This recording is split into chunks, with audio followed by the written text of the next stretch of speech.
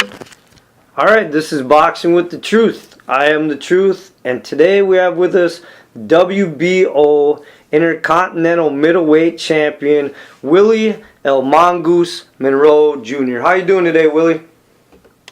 Doing well in yourself? I'm doing great. I really appreciate you taking time to do the interview. I've been looking forward to this for a while. You're a really exciting fighter, and I want to hear about what's on your plans for 2017. First, let me get the fans that aren't familiar with you up to speed on who you are. Your pro record is actually 21 wins, 6 knockouts, 2 losses. You were a very good amateur. You were 128 wins with 14 losses. Is that right? Yeah. Wow, that's pretty impressive. You are from New York. You fight southpaw, and you're actually about 30 years old right now, right? Yeah, we just turned 30 a couple weeks ago. And you're signed with Banner Promotions, right? Yeah. And just so the fans out there that like boxing and music, I just thought I'd throw this in. Your manager is actually your brother, Trent Monroe, who's actually an R&B singer as well, right? Yeah, we live in LA. I have a management team. My brother Trent, my trainer Timothy Nolan, and my strategic partner Adrian Clark out of Dallas. So I have a management team. Okay. Now, I'm going to back up just a little bit. Now, your first loss was actually Darnell Boone, who you tell me how you feel about Darnell Boone. But me personally, I think he's an underrated fighter, and a lot of people don't give him the credit due. And if you look at some of the guys he's beat, unfortunately, one of them was you. He beat Adonis Stevenson. So, is this guy underrated or not? He's very underrated. I lost a split decision. It's funny how they use Darnell Boone the way they want at different times. When they wanted to hype up Kovalev, they talk about his knockout win over Darnell Boone, but they never talk about the first fight with Kovalev and Darnell Boone. But Darnell Boone beat him, lost the decision, and put Kovalev on the canvas. And this is the light heavyweight, pressure, this is the guy that knocked Adonis Stevenson out, smack whole with one punch in the second round, And they also had the number one pound for pound fighter right now, Andre Ward, on the ground, and Andre Ward won. But it's funny that whenever they mention it with me, they only say, well, Willie Monroe lost to a guy who was 17 and 17. They never mention his name and all the great things he's done.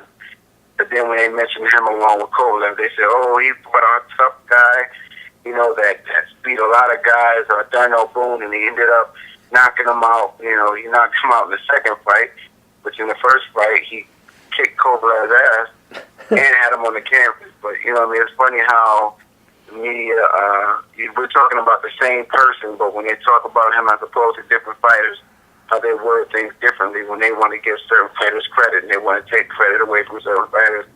You're looking at me who's a junior middleweight, and you're looking at a guy who I'm talking about who put down and knocked out super middleweights and light heavyweights. So, you do the math, but that's neither here nor there. He's an awesome fighter, And I'm actually good friends with him now.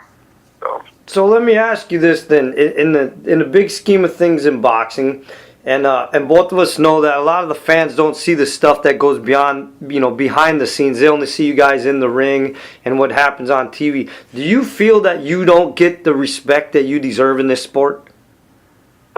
Absolutely, but there's an agenda with everything. You know what I mean? And that's just how it goes.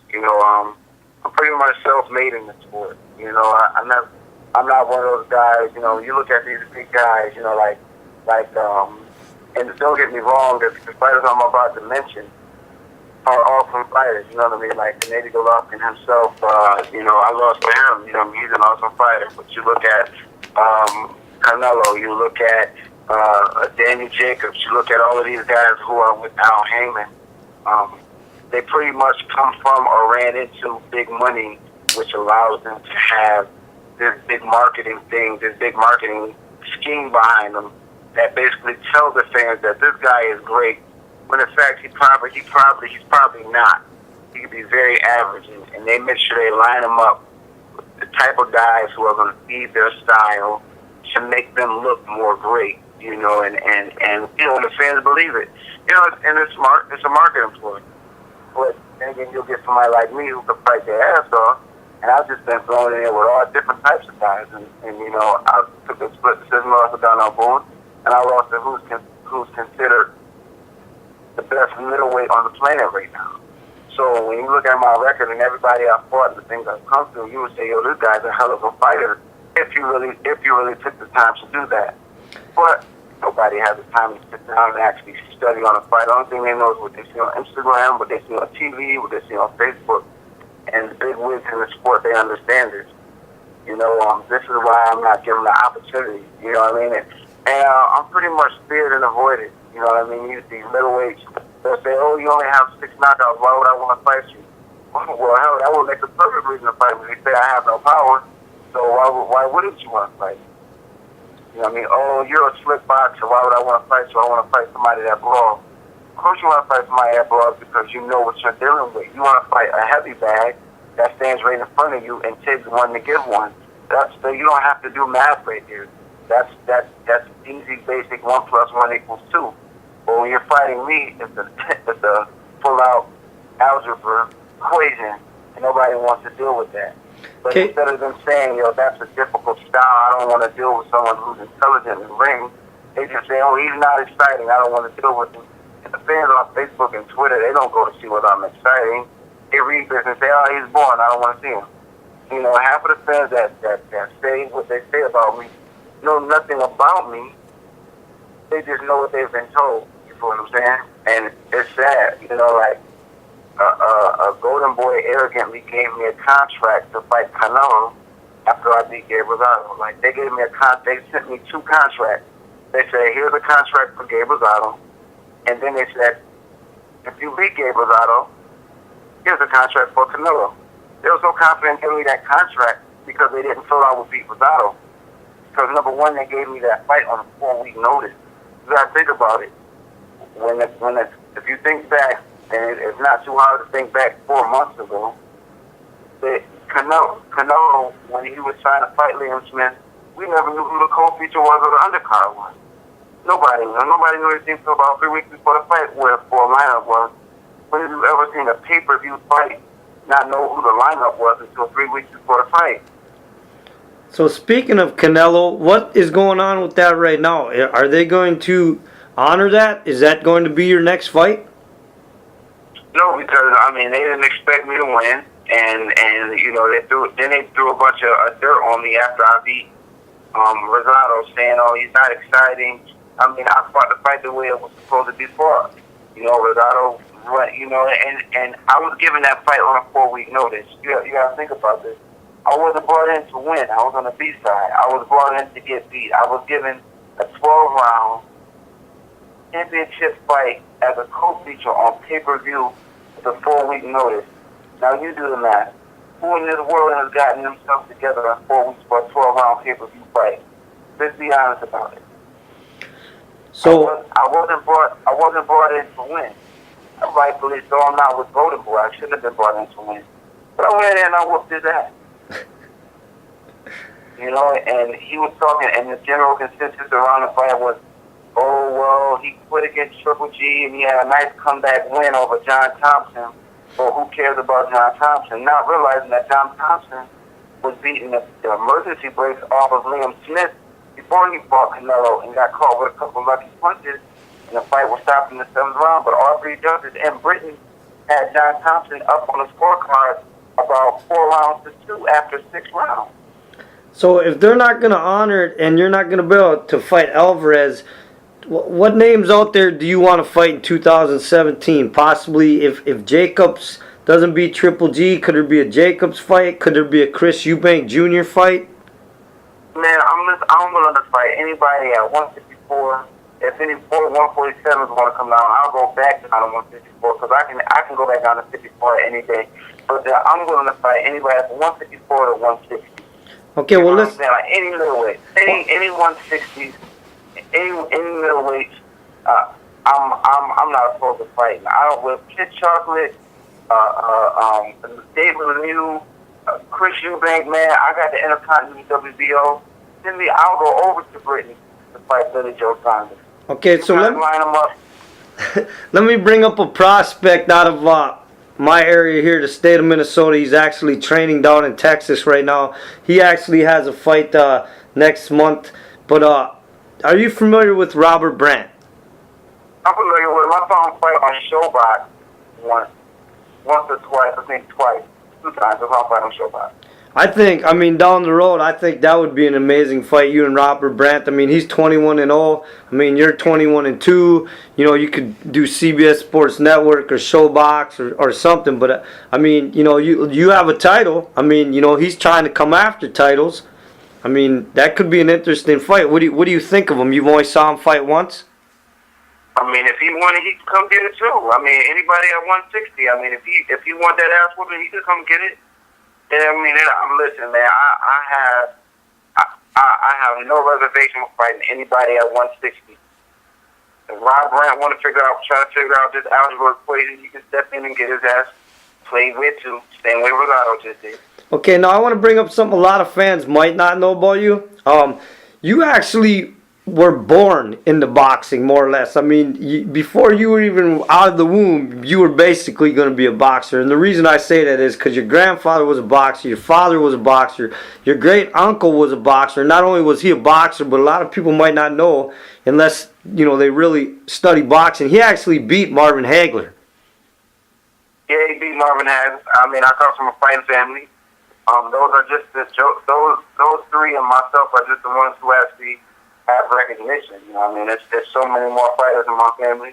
You know what I mean? I come from on that side of my family, my heritage is Afro-Cuban. So, I mean, if you know anything about Cuba, boxing is like a way of life over there. I mean, just all the way to the females in my family, everybody fights. So do you feel pressure then coming from a fight family more than somebody else that wouldn't be coming from a fight family? Do you feel pressure to win a world title? Not at all. It's my destiny. It's my dream. It's going to happen one way or another. It's going to happen voluntarily or involuntarily. Wherever I got to go yank up out of their gym, yank up out of their bed. I got to go press conferences and call these guys out. Tell if I got to fight these guys in the alley outside of their gym, I'm taking somebody's belt in 2017. Okay, do you have any superstitions or rituals or habits that you do before a fight? Pray. I talk to God before I do everything. Okay, also something else some other fans might not know about you. I personally just found this out and I thought this was real interesting because a lot of people refer to boxing as like a chess game. And you're actually an avid chess player, right? Absolutely. So, how do you compare the game of chess to the game of boxing? You just got to be strategic and got to be smart about the moves you make. You know, one thing people will see with me and they'll say, "Oh, you caught this guy with the good left hand twice, and then you stopped using it, and then you went back to it, you know, like a round later." I'm like, well, I mean, in chess, just because you can take someone's piece doesn't mean you jump to it. It depends on what game you're playing. Are you playing a pawn's game? Are you playing the queen's game? Are you playing a rook's game? Are you playing the king's game? You got to know how to move in certain situations, and you apply certain games to whatever fighter you're fighting. I'm not going to go in there and try to be Mike Tyson against a guy who's trying to be Muhammad Ali. I'm not going to go in there and try to, if a guy bangs well, I'm not going to put myself in a position to allow him to bang. If a guy boxes well, I'm not going to put him in a position to where he can move and box. I'm not going to allow him to get into that position. And the fans think it's one way or the other, and it's sad because these guys line these guys up with countless guys that can't fight, and they boost these guys up, and then they make these guys look like superheroes. You know what I mean? And I understand. I understand my position as a fighter. I understand my position in the game.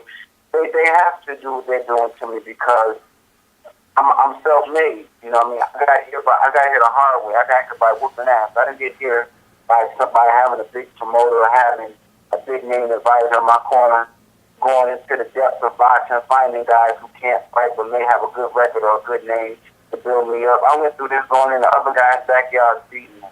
But when I stepped into that boxing tournament, everybody said, "Oh, that's just a tournament." Well, what you need to realize is that the essence of boxing, before all of this new stuff came along, the way you moved up and won a world title when there was only one belt in a weight class was by fighting in a tournament. How did Bernard Hopkins become undisputed middleweight champion? How did Tyson become undisputed heavyweight champion? They did that by fighting in big tournaments amongst other champions. They didn't just have someone moving them along, or you fight this guy, you fight that guy. They lined up all the top guys and made them fight each other. No, and I agree with you, and I think we should do more tournaments because I think it does produce more who is actually at the top and who needs to be at the top. Because I think sometimes, and I hate to say this because people get upset with this, but sometimes we do end up with paper champions, and we do, because it's all about right now. Boxing isn't about who's better. It's about who's more popular. And I mean, we saw that as a fighting period. We saw that with Ronda Rousey. Like, personally, man, I don't think Ronda Rousey's ever been a great fighter. But they marketed her. They marketed her as a beautiful woman. You know what I mean? They marketed her as a pretty chick that could fight, and they put her in with the right people that made her look great. As soon as she got in there with a female that had some real hands, she got figured out. No, I agree with you. The 2 times she's lost was against two female people that knew how to box. Absolutely. So what I don't understand, where she was just off for a year, why nobody took it upon them to really teach her how to strike and how to box. They had a whole year. Well, but nobody taught her because nobody saw fit to actually teach her to do it, because they were making so much money off of who she already was. And they made the mistake twice of putting her in there with the wrong person. So let me ask you something, Willie. Who in your life inspires you inside and outside the ring? My kids, my grandfather passed away. Nothing inspired me. I'm really not inspired by too many other fighters, man. Because all these fighters are fake too. You know what I mean? They laugh and joke and they get in your face like they're your friend, and then behind your back they're the same ones pulling the strings, trying to not allow their other friend who's in your weight class to see you, because they know you'll whoop their ass. So I don't really talk to too many fighters in the game. I don't really chill with too many fighters. There's a couple fighters I'm friends with that I'm really, really cool friends with, you know what I mean, that I 100% honor, such as Victor Ortiz, Austin Trout, Randall Bailey, Andre Ward, Antonio Tarver, Tevin Farmer. Tevin Farmer, real recognized real. He came up the same way I came up, getting sent in the other guy's backyard to fight them and beating them when you weren't supposed to beat them. So those are a few fighters that, that I'm cool with. You know what I mean? But like, as far as fighters that truly inspire me, man, my family inspires me. My grandfather who passed away inspires me. So tell me something that the boxing fans don't know about you.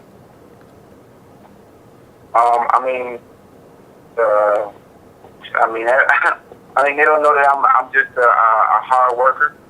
They don't know what I've been through in life. You know what I mean? I think if they knew what I came through just as a human, rather than just a fighter, they would say, man, this guy has it. You know what I mean? A lot of these fighters, they don't know what it's like to be dropped by a whole team, a whole promotional arm, a whole management, all with 1 week in between. 1 week the promoter drops you, the next management drops you, the next your training team drops you, and you have to move back home, back into normal society and work 2 jobs. They don't know I worked 2 jobs for the first 6 years of my career.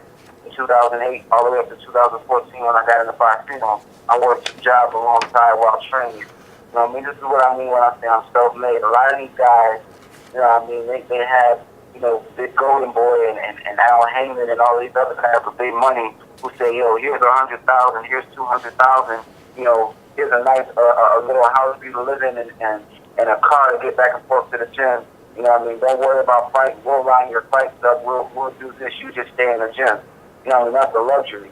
People don't know what it's like to go and work 2 jobs and get up in the morning and run 5 miles before you go to your first job and work all day at that job and then go to the gym and then go work another job at an overnight or to work both of your jobs right behind one another and ride your, because now that I can't go running at 5 in the morning because I have a different work schedule, I'll ride my bike to work 8 miles to make up for the running that I'm not doing and stay in shape. People don't know what it's like to stay in shape and to stay in the gym 17 months faithfully without a fight coming up, 13 months without a fight coming up. know what I mean? After I lost the decision to Darnell Boone, I was out 17 months, but I stayed in the gym faithfully. I left the ring at 158 pounds, and I came back 17 months later in my comeback fight and won at 159 pounds. How many guys we see out of the ring for 7 months, and they can't even come back at the same weight they fought at? You know what I mean? Figure that. I fought Triple G at 160. I was off 13 months. I came back at 159 pounds and won. And then I won a pay-per-view fight at the same weight. And I'm not getting the big bucks these guys. I'm not getting the big opportunities. But I'm staying faithful to the game. I've never been caught on any performance enhancement drugs. Hell, I don't even have enough money to afford any performance enhancement drugs. I wouldn't know the first place to freaking start to buy a performance enhancement drug. Everything with me is natural. Well, listen. How many people you know? I got my degree in physical education while working 2 jobs and training twice a day for this thing. A lot of people don't know this. They think every fighter is treated the same. They think every fighter has the same opportunity. They don't. But there's fighters like me who say, you know what, I don't care how I love the sport. This game is very crooked. I know the big wigs. I know the big names. So I have a bunch of nerds in my corner. You know what I mean? I'm a nerd. I grew up a straight A student. I'm a nerd. I know I'm a computer geek. I have a bunch of computer geek friends. I know where the hate is coming from. I'm going to give you everything. I'm going to let you know everything. We've checked IP addresses. We've checked we know where the hate is coming from.